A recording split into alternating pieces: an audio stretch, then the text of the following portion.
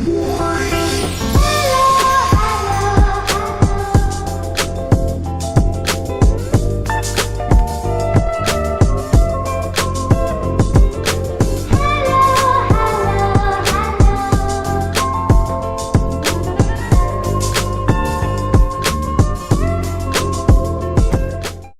lagi di Celatu Podcast Suka Naik Bis.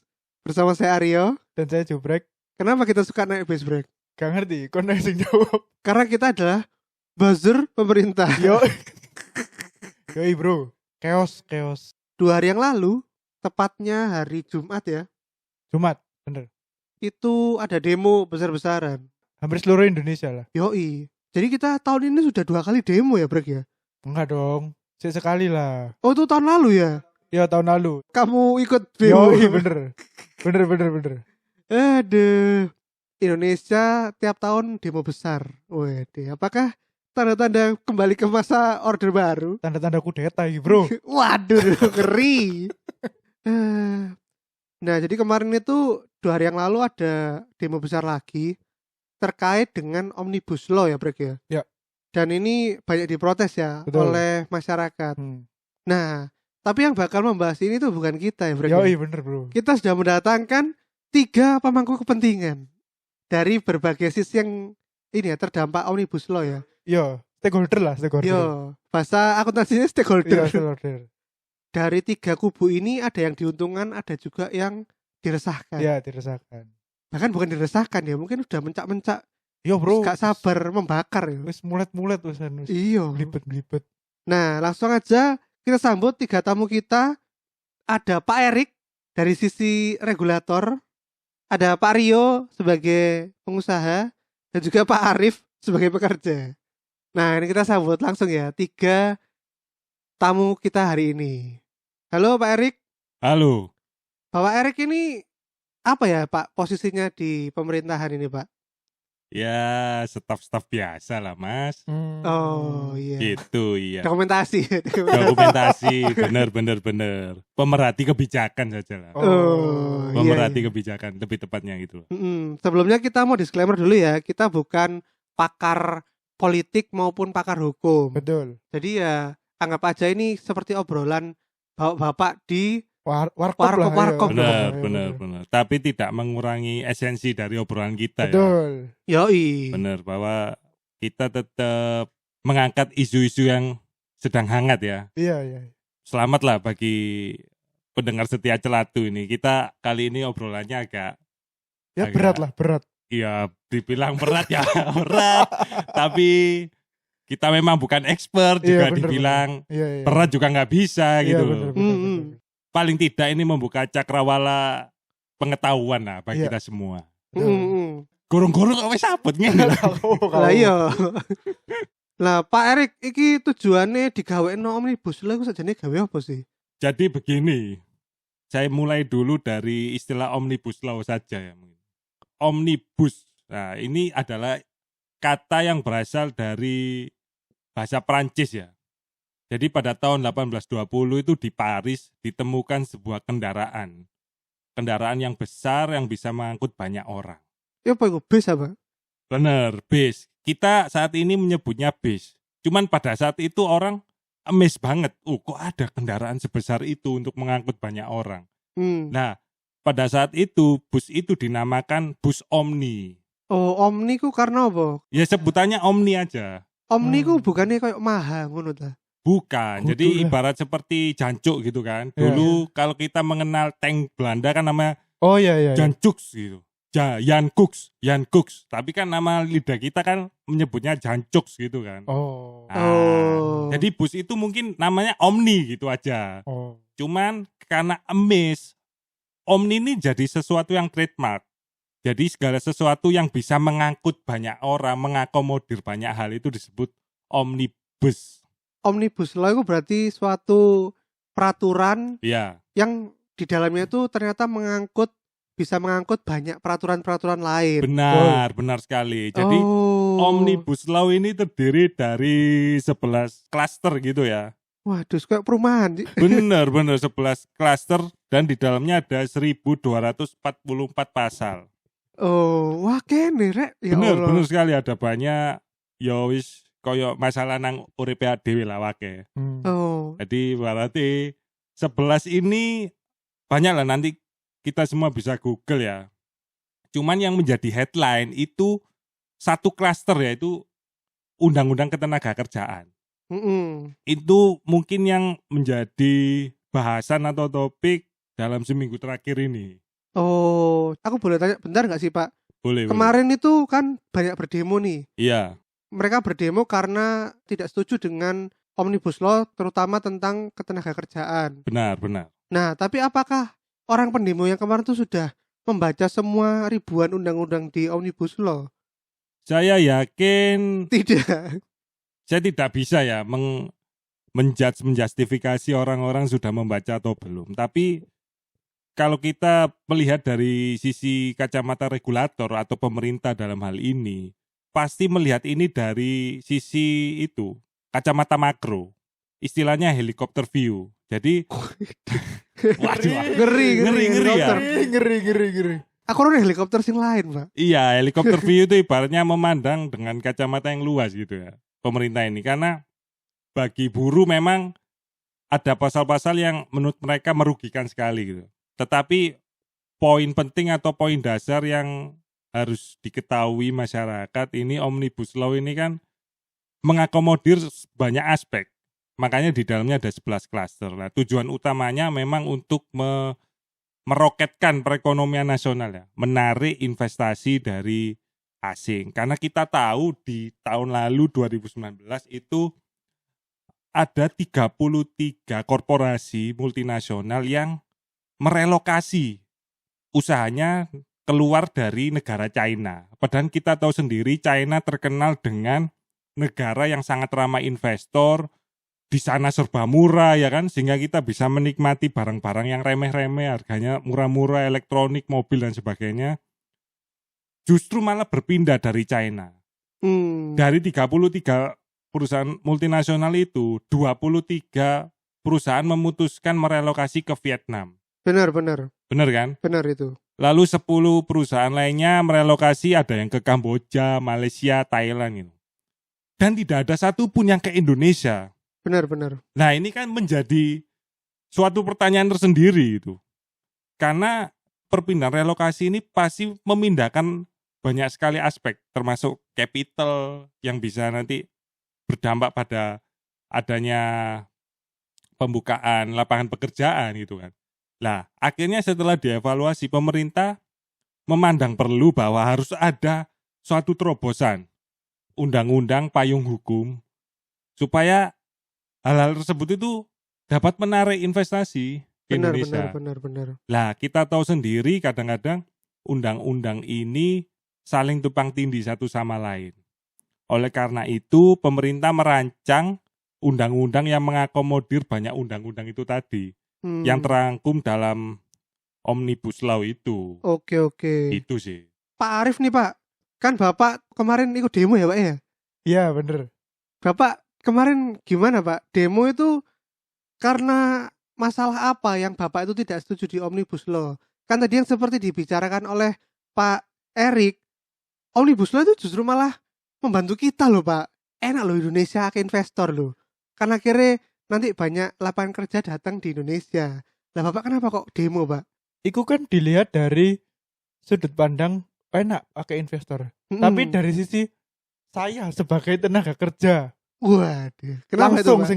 yang langsung di lapangan loh. Iya. Apa dampak positif sing tak dapat dari peraturan itu? Lah itu Pak. Apa? Kan akhirnya jadi banyaknya perusahaan-perusahaan di Indonesia. Bapak kalau nanti bosen, aku pengen pindah, nah Bapak tinggal pindahnya gampang Pak. Gak kelamaan Pak Bapak pindahnya. Pengangguran nanti kan juga seneng Pak harusnya Pak. Akhirnya dia tidak menganggur lagi Pak, dapat kerja. Duh, ngerti. Nah, itu. Ngerti. Switching kerja juga gampang. Kalau misalnya Bapak Arif, waduh saya bosen nih Pak, tiap hari lihat tembok aja nih, ngadep tembok terus, pengen pindah kerja yang ngadepnya view pegunungan. Nah mungkin nanti switchingnya gampang daripada kayak sekarang kan Bapak sebagai pekerja itu salah satu keresahannya kan ini Pak, pengen ganti kerjaan tapi waduh nanti susah nyari kerjanya gitu. Bener gak Pak Arif Pak? Pak Arif ini kan termasuk baby boomers. Jadi Oh. mungkin kemilenialannya belum terlalu besar. Oh, masih ini ya, Begitu. Pak? Sama suka dipecut gitu ya Pak? Iya bener. Suka. Jadi, saya tuh nggak suka lihat anak-anak milenial itu yang ganti-ganti pekerjaan itu, saya nggak suka. Oh gitu ya Saya Pak? tuh orangnya konvensional. Jadi kalau misalnya udah masuk ya udah di situ aja terus gitu. Oh Gitu. iya. Jadi gini, yang saya lihat ya bener, mungkin Omnibus Law itu menyerap tenaga kerja baru karena kan kampus-kampus setiap tahun kan wisudawan lah beribu-ribu kan. Benar Sementara Pak. daya serap perusahaan itu dikit karena nggak ono investor, terus loker-loker itu ya kuotanya paling 100 ngono. Jadi aku ngerti paham di situ. Tapi ketika nanti dia sudah menjadi bagian dari perusahaan, iku sing tak yang kami permasalahkan sebagai pekerja. Oh. Apa di mana apa undang-undang itu menguntungkan bagi pekerja. Karena sing tak baca ya, iku hampir nggak ono sing menguntungkan pekerja ngono lho. Oh. Jadi ya wis iku pure pokoknya perusahaan untung ngono. Aku gak ngurus Mas yo apa pekerja keluar, pokoknya kantorku untung terus ngono. Oh, lah tapi kan problemnya di situ Pak. Problemnya di awal itu lapangan kerja aja belum ada kok Bapak mau bingung apa demo tentang ketenaga kerjaan lah. Bapak aja banyak yang belum bekerja Pak. Ya ngerti. Gini saya tak baleni. Jadi gini, oke lah kon buka lapangan pekerjaan baru. Nah, sing sudah bekerja iki lho, sing sudah bekerja di Ya, di perusahaan-perusahaan iki lho, Hmm. bagaimana nasibnya dengan UU Ciptaker yang baru iki. Oke, Ngono lho. kalau gitu apa Pak dari sisi Bapak Arif sebagai budak korporat ini Nah, apa Pak? yang pertama iki mungkin belum berhubungan dengan iki yo, belum berhubungan dengan pekerja yo. Lebih ke iku, lek misale buka usaha baru. Jadi lek sing tak baca iku perusahaan-perusahaan sing mau mendirikan usaha baru iku dipersingkat lah apa koyo birokrasi ini sebarang Benar. termasuk kayak buka-buka lahan. Nah, buka-buka lahan itu kan berhubungan dengan AMDAL kan. Analisis mengenai dampak lingkungan. Mm-mm. Nah, itu sing aku sebagai rakyat Indonesia biasa yo. Ada ini negara paru-paru dunia loh. Weh. Jadi kon lek misalnya buka perusahaan baru, sementara AMDAL iku mbok kecilkan dampaknya, ya kon bakal delok hutan dibakar seenaknya kan. Oh, Bapak dulu ini aktivis Iya, ini bro. Earth Hour ya bro? Aku mbiyen Greenpeace. Weh. Pak Arif ternyata aktivis Earth Hour ya. Aduh. Itu harusnya bukan di undang-undangnya ya Pak, tapi di CSR perusahaannya aja kan bisa. CSR perusahaan tuh dananya juga dibuat untuk membangun lingkungan sekitar. Yo redevelop area lah Pak. Gitu ya. Yoi. Emang lamis lambe pengusaha. Bapak Erik gimana Bapak Erik? Ya, pada intinya dari sisi kacamata regulator ini mengakomodasi semua pihak. Ya, kita sudah tahu ya, kita sudah mendengar perdebatan Bapak Rio dari kacamata pengusaha dan Bapak Arif ya dari sisi pekerja ya. Ini pemerintah itu tujuannya jelas, kita memikirkan hajat hidup orang banyak. Yang perlu digarisbawahi bahwa kemudahan-kemudahan ini tidak hanya dirasakan oleh investasi asing ya. Semua masyarakat dengan adanya Omnibus Law nantinya keinginan-keinginan untuk mendirikan usaha, keinginan-keinginan untuk memulai bisnis itu dipermudah ya. Karena kita tahu dalam 11 klaster ya yang ada di Omnibus Law itu yang pertama ya, klaster pertama itu penyederhanaan perizinan tanah. Yang kedua, persyaratan investasi. Ketiga, ketenaga kerjaan. Keempat, kemudahan UMKM. Kelima, kemudahan berusaha. Dan seterusnya. Cuman memang isu-isu yang ada ataupun bahasan-bahasan yang ada ini hanya menyentuh klaster nomor 3. Klaster ketenaga kerjaan. Kita harus melihat Omnibus Law ini dari keseluruhan Omnibus Law gitu loh. Memang benar ada mungkin pasal-pasal yang dirasa merugikan pihak-pihak pekerja ya. Cuman kita tahu bahwa di luar sana itu masih banyak yang sebetulnya itu statusnya itu unemployment gitu. Nah itu Pak. Alias pengangguran. Iya wong gurung duwe kerja kok wis kate nolak omnibus law. Bener. Duwe kerja sik baru nolak omnibus law. Nah, logika sederhananya kenapa sih? Dari dulu Indonesia kan terkenal sebagai pengekspor TKI terbesar kan di Indonesia. Nah, hal itu mencerminkan bahwa jumlah lapangan pekerjaan dengan suplai tenaga kerja itu terjadi banyak ketimpangan. Sehingga orang-orang Indonesia ini memilih untuk menjadi TKI, TKW di luar negeri. Nah, pemerintah memandang bahwa unemployment yang terlalu besar, pengangguran yang terlalu besar juga mempunyai dampak yang buruk. Misalnya kriminalitas meningkat, putus sekolah, angka harapan hidup dan sebagainya itu. Nah, dengan adanya Omnibus Law ini diharapkan bahwa tercipta lebih banyak lapangan pekerjaan. Benar. Tercipta lebih banyak kreativitas dalam usaha-usaha. Nah, kita memang harus menunggu, lebih sabar sebetulnya, karena Undang-Undang Omnibus Law tentu akan disertai oleh peraturan-peraturan yang lebih teknis di bawahnya. Misal nanti diatur oleh peraturan pemerintah, di peraturan pemerintah ada peraturan menteri, ada peraturan dirjen, ada peraturan gubernur, peraturan wali kota. Nah, mungkin nanti di tiap-tiap pemerintah daerah itu akan ada peraturan-peraturan yang lebih spesifik dan lebih lebih bisa mengakomodir lokalitas masing-masing daerah seperti itu. Jadi memang kita patut tunggu peraturan-peraturan pelaksanaan yang menyertai Omnibus Law ini. Seperti itu, Bapak Arif dan Bapak Rio. Yulek kok Rio Dewanto apa-apa, Bos. Pak Arif tadi terus apa lagi selain tentang Earth Hour tadi itu, Pak? Jadi aku mau semua itu tidak menjawab pertanyaanku sih. Tak takon dulu Amdal. Wes sancen pemerintah iki wes ya Allah. Oke, next. Iya.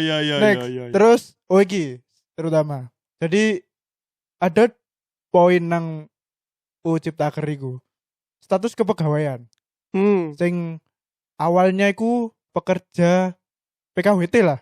Waktu tertentu iku kan di undang-undang yang lama iku dibatasi 1 tahun atau 2 tahun maksimal. Setelah itu langsung diangkat ke tetap yang waktu tidak tertentu. Sebelumnya berarti kalau misalnya Pak Arif ini PKWT selama 2 tahun, ketika perpanjangan kontrak lagi itu ada 2 pilihan ya, antara Bapak enggak diperpanjang atau enggak dipekerjakan atau Bapak jadi pegawai tetap. Betul. Oke. Nah, di UU Ciptaker ini tidak dijelaskan detail mengenai PKWT, rentang waktunya. Jadi isoke aku PKWT, wes deh PKWT terus saya sampai 10 tahun mati.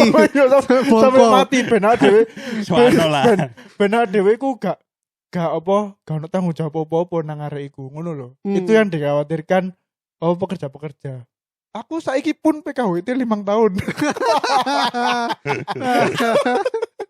Waduh, makin ini ya Pak ya. Bapak makin was-was ya Pak ya. Iya, makin was-was aku. Aku kan jadi gak ono patokan ngono lho. Oh, lah Bapak tahu nggak di dunia usaha itu kita nggak pernah loh Pak punya namanya kerja tetap, itu nggak ada loh Pak. Semua itu ya dari kontrak Pak. Kalau Bapak jadi pengusaha sampai mati Bapak pegangnya kontrak Pak. Ya aku ngerti, setelah PKWT selesai kan pilihannya 2 bener. 1 nggak diterusin kontraknya atau diperpanjang tapi pegawai, dan itu pun kan ya dikontrak kan. Ada bedanya nggak sih Pak emang pegawai tetap sama pegawai yang kontrakan? Oh ada. Apa itu? Kontrak kamu nggak dapet apa health insurance ngono ta? Kayak jaminan, lebih tepatnya ku waktu mengundurkan diri. Kamu nggak dapat pesangon kalau kamu masih kontrak. Selain pesangon ya, ada benefit misalnya kalau misalnya pegawai tetap itu dapat kartu kesehatan dari perusahaan. Kalau yang pegawai kontrak nggak dapat kartu kesehatan gitu, apa semua rata atau ada perbedaan? Kalau gitu, di kantorku yang sudah tetap, misalnya berobat ke dokter, itu diklaim semua bon-bone. Kalau yang kontrak enggak, karena asumsinya adalah yo lapo aku ganti klaimmu, kon gurung tentu dari aset perusahaan. Bener. Itu maksudku iku.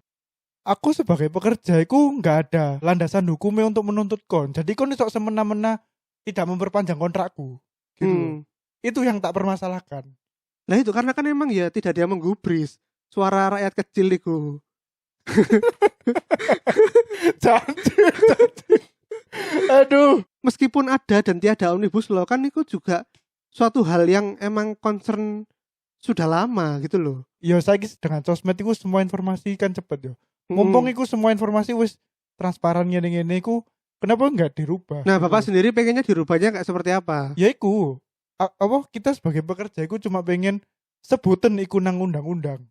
Jadi kita iku ono landasan bener-bener ono landasan hukum milek nggak bisa semena-mena memutus kontrak karyawane ngono lho.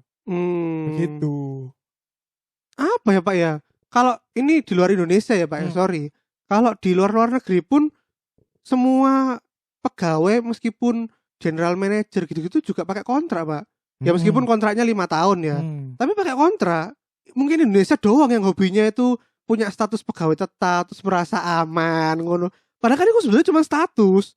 Lah Bapak mau jadi manajer, mau jadi apapun meskipun pegawai tetap, lek ancen suatu saat di PHK gitu kan ya tetap bisa terjadi gitu loh. Jadi kan sebetulnya itu hanya masalah status gitu loh Pak. Kan sebetulnya yang harus diperhatikan itu adalah kesetaraan antara benefit pegawai tetap dan tidak tetap. Nah itu sebetulnya yang harus diperbaiki, bukan status, bukan eker-ekeran status pegawai tetap gak tetap itu kan. Apalagi kan sekarang banyak milenial yang bilang alas pokoknya tetap menafkahi lur. Apapun yang dilakukan tetap menafkahi. Gak peduli jabatanku iku opo, sing penting iku malah duit iku tetap lancar. Kalau aku sih dari pandangan pengusaha sebetulnya yang dipermasalahkan bukan statusnya tapi harusnya benefit yang diperoleh oleh pegawai tetap dan tidak tetap itu.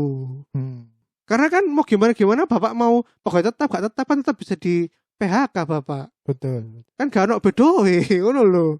Yeah. Gimana? Pemerintah jangan diam Pemerintah aja. gimana Pak? Kenapa Pak kok pemerintah itu pengen memperpanjang Pak? Ya ini karena saya amazed dengan obrolan-obrolan Pak Arif dan Pak Rio ini. Pemerintah ini seperti yang saya rangkum ya di pointers Menko bidang perekonomian ya. Wih, ngeri. Wah, ngeri. Cukup bagus ini ya. Urgensi undang-undang cipta kerja atau omnibus law ini. Yang pertama itu mendorong penciptaan lapangan kerja. Saat ini terdapat kurang lebih 6,8 juta pengangguran dan 3,5 juta pekerja terdampak pandemi COVID. Belum lagi setiap tahunnya ada penambahan sekitar 2,9 juta penduduk dengan usia produktif. Dalam hal ini misalnya ada fresh graduate, ya kan? Seperti itulah. Sebanyak 87% dari total penduduk yang bekerja memiliki tingkat pendidikan tingkat SMA ke bawah. Mau nggak mau menyikapi hal ini, iklim yang harus ditumbuhkan adalah industri padat karya. Karena kita tahu 87% dari Omnibus Law menghilangkan masa pegawai kontrak tuh biar bisa di rolling gitu Pak. Bukan seperti itu. Terus gimana Pak? Saya kira memang dinamika pekerja dengan pemberi kerja ini dari dulu sudah muncul gitu ya. Ada atau tidak ada Omnibus Law tetap rame gitu kan. Tapi dalam hal ini pemerintah menyikapi data yang ada dengan komposisi yang ada saat ini, jangan sampai bonus demografi yang selama ini kita alulukan Indonesia emas dan sebagainya itu menjadi sia-sia gitu dengan adanya fakta-fakta yang ada di lapangan saat ini gitu kan. Itu sih. Itu poin pertama sebetulnya, mendorong penciptaan lapangan kerja gitu kan. Seperti biasa ya. Iya, pemerintah tidak nyambung. Tidak nyambung.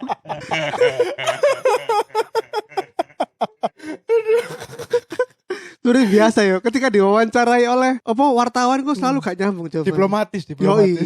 Jawaban pengangguran pokoknya. Aduh. Terus apa lagi Pak Arif? Keresahan Pak Arif ini. Nah, ini terakhir aja ya. Karena semakin tidak nyambung pemerintah ini. Jadi yang terakhir soal upah minimal. Hmm. Upah minimum regional. Yang saya baca ya, pasal 88C hanya mempertahankan aturan soal UMR, tetapi UMP dan UMK dihapus. UMK menjadi tidak wajib karena di pasal itu ada frasa dapat. Padahal sebelumnya bupati atau wali kota punya wewenang memberi rekomendasi dalam penentuan upah minimum mengingat Pemda yang paling memahami kondisi ekonomi di wilayahnya. Bupati atau wali kota tak lagi punya wewenang Benar, itu. itu benar.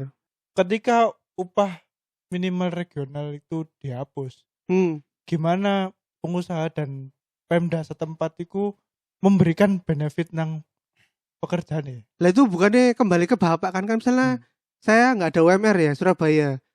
Berarti kan aku nggak perlu bikin loker kerja gaji 3 juta kan, bisa tak turun gaji 2 juta. Lah kalau bapak nggak mau kan bisa nggak diambil sama bapak, kan bisa diambil teman-teman pengangguran bapak yang lain. Artinya gak ono standar dong. Apa standar? Iya kan enak free format malahan bro. Jadi kan akhirnya semua itu sesuai dengan skill set masing-masing. Contoh, dulu kan ketika ada UMR, orang yang gabut itu akhirnya dia dapat benefit kan. Oke. Penumpang gelap. Yoi, dia tidak sesuai skill set ya mek meneng-meneng ae tapi tetap entuk UMR.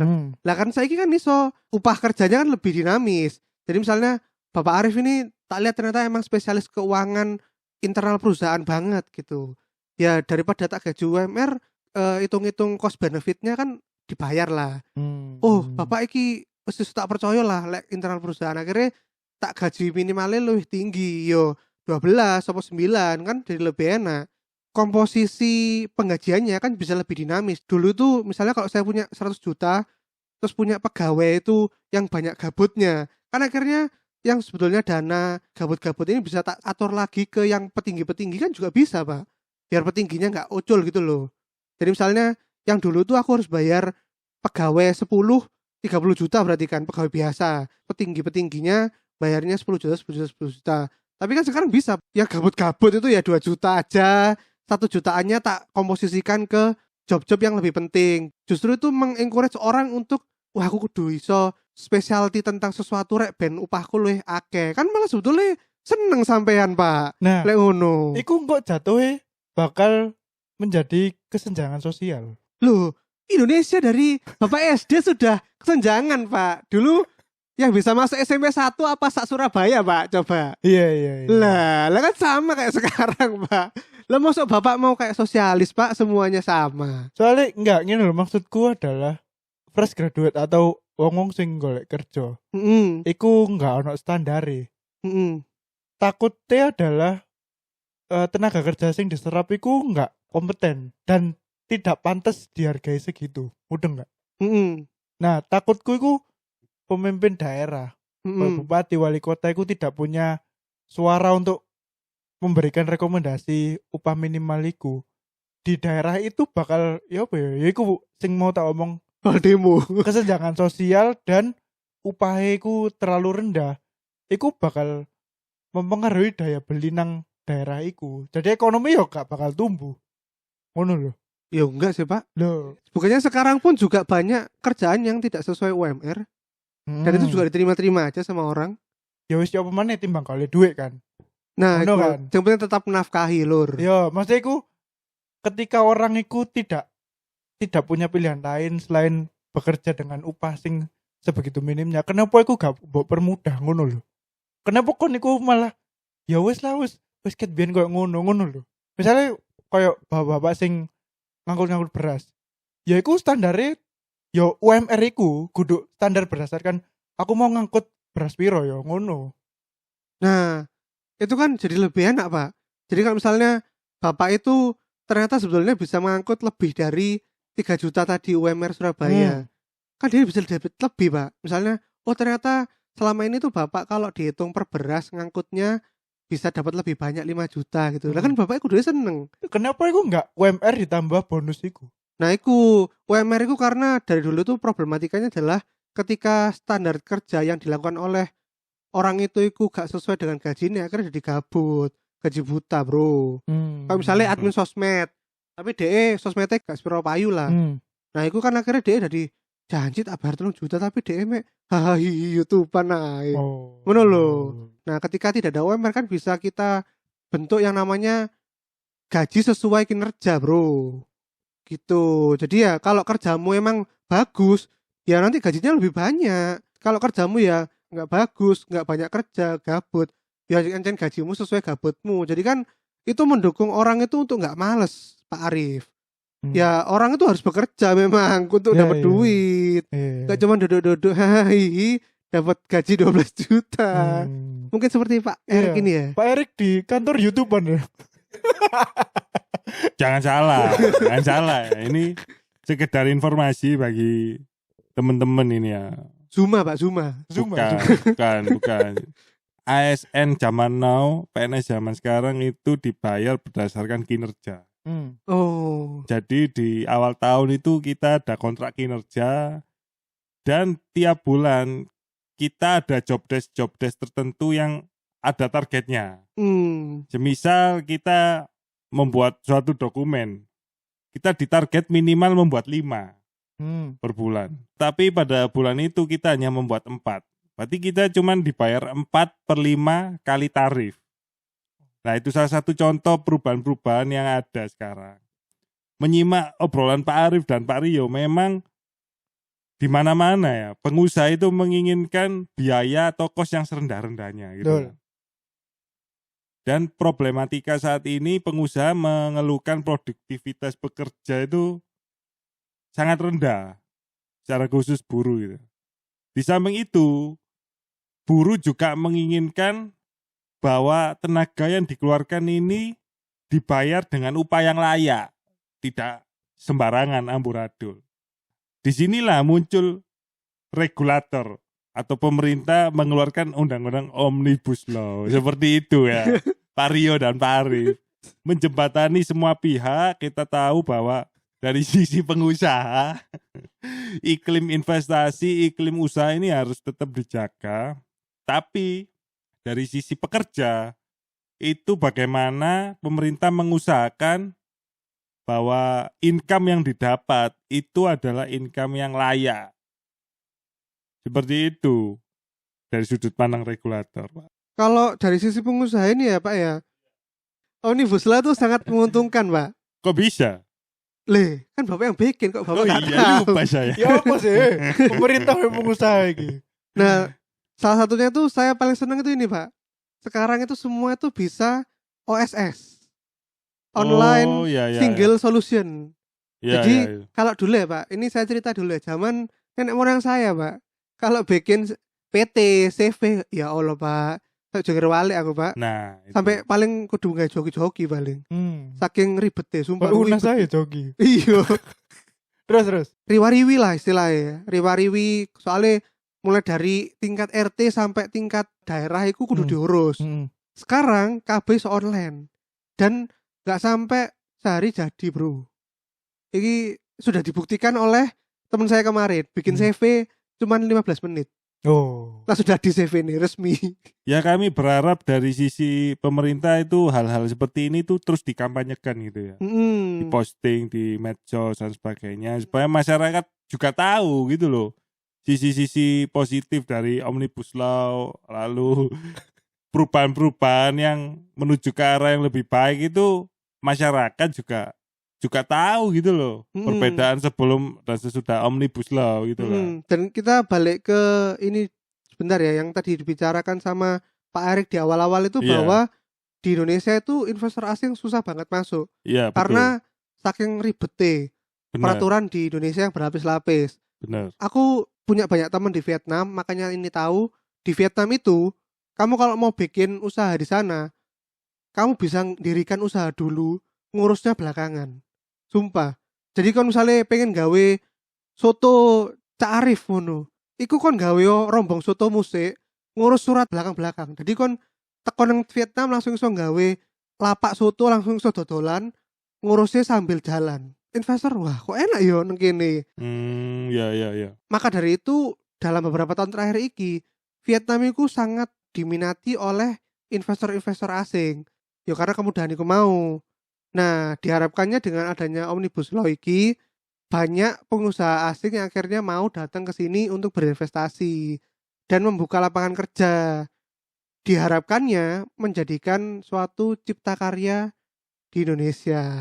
Ngono. Gak demo ae ben sibuk kerja, Bro. Saiki kenapa kok mengutamakan investor asing? Kenapa enggak orang-orang sing nang Indonesia sih? Dua-duanya kan sudah saya jelaskan, Pak, buat di orang Indonesia sendiri mulai dari koperasi wis. Koperasi ku mek 9 orang lho saiki. Biyen niku kudu akeh, Pak. Saiki mek 9 orang wis buka koperasi kon. Oh. Iku dari sisi desa-desa ya koperasi. Yeah. Terus bikin CV, bikin kayak UKM itu cepet sekarang, cuman 15 menit. Terus habis itu biasanya lek nang Indonesia kudu gawe logo halal lho. Oh iya. Kabeh halal, kulkasku ae kudu ono logo halal. Padahal Kulit babi soalnya lek gak ngono. Lek gak kulkase logo halal kok iso teriak haram. Ya bro, panganane nang jero dadi haram kabeh. Haram. Logo halal sekarang itu dengan adanya Omnibus Law gratis ditanggung pemerintah untuk UMKM. Jadi kalau kamu mau mendaftarkan logo-logo produkmu dengan logo halal gratis saiki. Dan juga pengecekan produkmu untuk sertifikasi halal bisa dilakukan oleh warga sekitar atau bukan warga sih kayak Karang Taruna, Pak. Warga Dudu, sekitar. dudu. Oh, bukan. Apa? Kayak ormas sekitar. Remaja masjid. Ormas Oh. sekitar atau badan pendidikan. Kayak misalnya institusi pendidikan. Iya. Di Indonesia aku dulu logo halal, Bro. Iya. Ben payu soalnya. Ya lek gak ngono protes. Iya. Ya termasuk wong gawe cireng-cireng iku. Kudu ah. Hah? Emang kudu. Ya lek ono halale luwih payu cireng. Iya. Ya no. Allah. Timbang cireng Ya apa sekitar. sih? Dikira cireng teko. Nah ya iku, jadi Omnibus Law itu sebetulnya menguntungkan pengusaha di dalam negeri maupun luar negeri. Menguntungkan Gitu. pengusaha tok kan. Karyawane loro mate ngono. Loh, kandani. Ngendes uripe. Iya. Iku kudu ono lapangan kerjane sik, baru iso tipes mati-mati ngono. Sebagai pengusaha enggak peduli ngono lek karyawanmu tipes. Nah, itu kan nanti regulator oleh perusahaan masing-masing. Semua nanti akan diawasi, Pak Arif. Baik. Termasuk perlakuan perusahaan kepada pekerja.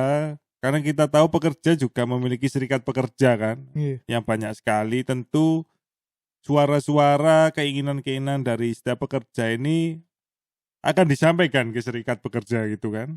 Baik. Dan serikat pekerja juga menyampaikan ke pemerintah. Iya. Seperti itulah bulat ya. Iya.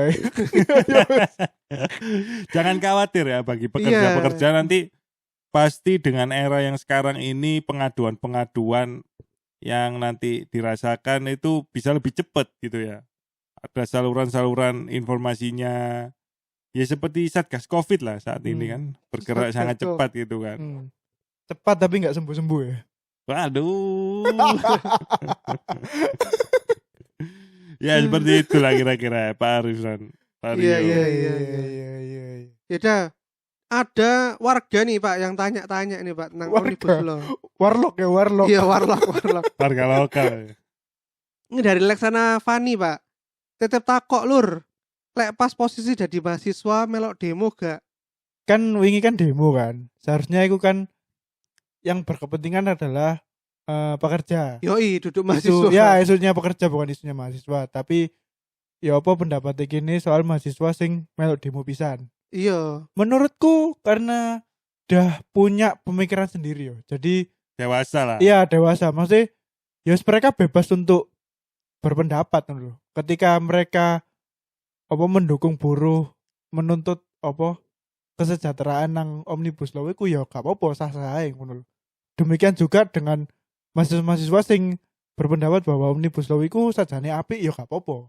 Pada akhirnya freedom of speech kan nang kono. Kok lali ya Leksana Fani ati Iya. mahasiswa. Emang Laksana Fani tahu demo pas Yo kuliah? ujung-ujungnya mahasiswa dari pekerja kok lulus. Yo apa sih kon Pan? Aduh. Terus dari siapa lagi nih Pak yang tanya-tanya Pak? Warlock. Terus dari Prahega RK. Ini mungkin untuk Bapak Erik ya. Bagaimana Omnibus Law mensejahterakan karyawan? kita ini jangan ngomong menyejahterakan dulu ya. Pengangguran ini masih banyak ya. Dari sisi kacamata pemerintah ini gimana caranya mengatasi unemployment. Tapi begini ya, kalau kita lihat siklus bisnis itu ya, di mana-mana ya perjuangan dulu men, dari awal men. Oh. Iya kan? Perintis sebuah usaha itu nggak gampang juga. Nah, di situ peran aktif dan tanggung jawab pekerja itu ada di situ. Apa tuh Pak tanggung jawabnya? Ya kalau kita menyejahterakan karyawan, kesejahteraan akan kembali kepada kita. Begitulah tagline-nya. Hancur. Tapi Hancur, pada hancur. kenyataan di lapangan ya bisa terjadi perbedaan yang besar ya. Hmm. Karena kita tahu sendiri pengusaha itu kan dengan modal sedikit-dikitnya, untung sebesar-besarnya. Kan seperti itu ya. Tidak bisa dipungkiri itu. Kalau buat aku sih gini ya Pak Hega ya, Hmm. keuntungannya mensejahterakan karyawan itu adalah switching cost pekerjaan Bapak jadi lebih mudah. Hmm. Maksudnya? Omnibus Law ini Pak Erik mendatangkan banyak lapangan pekerjaan.